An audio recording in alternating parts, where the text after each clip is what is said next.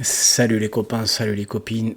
Comme vous le savez, il y a des choses avec lesquelles j'ai envie de rire, il y a des choses qui sont beaucoup moins drôles. Et là, c'est l'histoire du petit qui est mort, que vous connaissez. Voilà, c'est assez triste.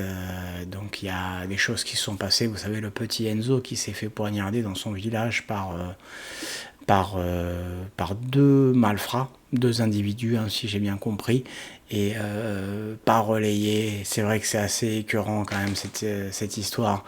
Toutes les indignations, toutes les révoltes qui ont été faites pour l'autre gosse l'autre jour. Je parle des émeutes et à côté, tous les jours il y a des innocents, mais c'est vrai que il faut bien comprendre une chose, c'est que c'est sûr que c'est pas la police qui l'a tué. Donc du coup, on peut comprendre la révolte puisque les policiers sont censés être là pour surveiller les gens, je veux dire pour pas pour les tuer évidemment, même si parfois ils sont dans des cas de légitime défense. Mais c'est vrai que dans ce cas précis, c'est un fait divers également ce gamin, mais c'est vrai que ça fait quand même un autre fait divers. Et en fait, la maman, elle travaillait en pharmacie et en fait, elle vient de sortir du silence et j'avoue que c'est assez poignant et j'ai envie de le partager avec vous parce qu'il y avait que je sais pas combien 1000 personnes à son petit rassemblement et que on n'en parle pas beaucoup et que c'est pas la première fois qu'il y a eu ce genre de drame et que c'est à la fin c'est un peu fatigant quand même, tu vois. Donc on va envoyer le générique puis on va avancer les amis. Repose en paix petit Enzo. Sale époque. Une drôle de période. Alors en fait, on va juste remémorer les faits, puisque l'histoire vous la connaissez. Je vous avoue que moi j'évite de me mettre la tête dans les faits divers parfois. Ne serait-ce qu'à titre personnel, je sais pas vous comment vous fonctionnez. Moi je sais que j'ai des soupapes de sécurité. Je peux regarder des trucs, mais à la fin, j'évite de trop me mettre des trucs dans la tête. Tu vois, je joue à des jeux, je fais des trucs, mais c'est vrai qu'il y a des fois parfois où voilà, j'aime bien rire. Mais c'est des choses, c'est vrai que ça retourne. Tu vois, tu te dis, putain, ton enfant il prend un coup de couteau comme ça pour une histoire de regard. Ça se trouve, il voulait se faire braquer. Et moi, personnellement, voilà, j'ai eu des problèmes dans mon adolescence, comme tout le monde, en fait. Pas très grave, mais je veux dire, voilà, je veux dire, tu te rebelles, tu te laisses pas faire. Par contre, est-ce qu'on m'a déjà planté?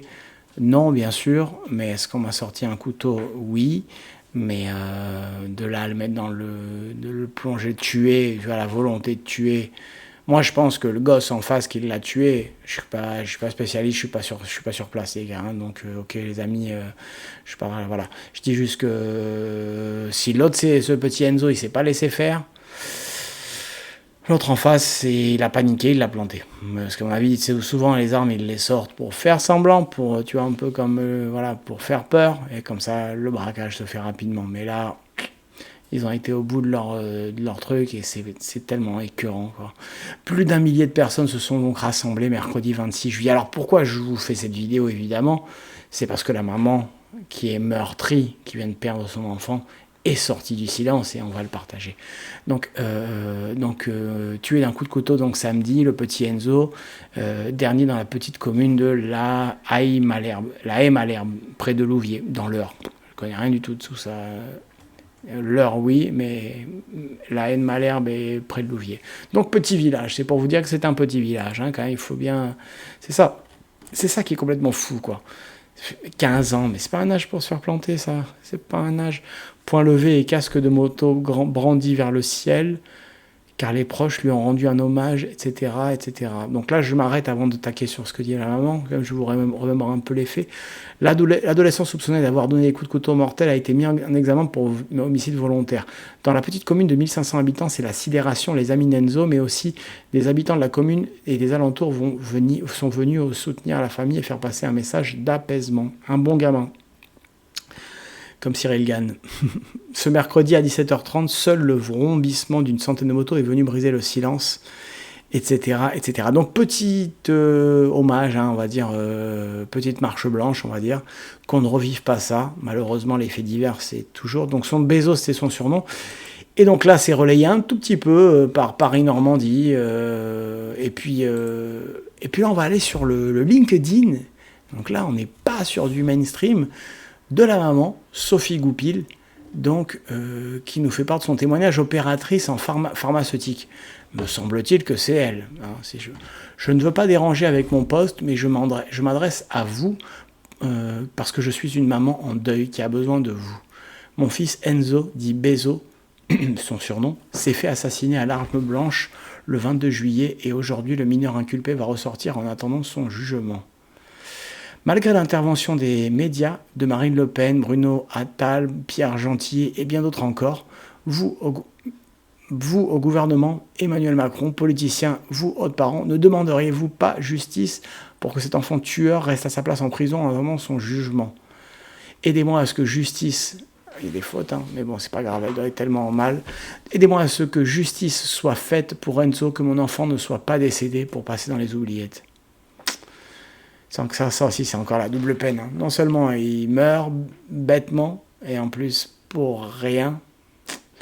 Bon, écoutez, madame, voilà, on n'est jamais mort pour rien. Il y a un destin sur Terre. Mais quand même, à la fin, ça devient quand même assez fou, quand même, tout ça. Pourquoi peu de gens en parlent? Les politiciens, donc là, elle met un tweet, hein, si je comprends bien, enfin, une publication.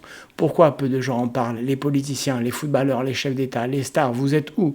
Pour le coup, Enzo, lui, était un vrai ange, non connu des services de police, respectueux, non violent, non trafiquant, et j'en passe. Un jeune très très bien élevé, au service de tout son entourage. Ça, excusez-moi, ça me pas faire de un truc larmoyant, parce que voilà, mais ça fait toujours de la peine.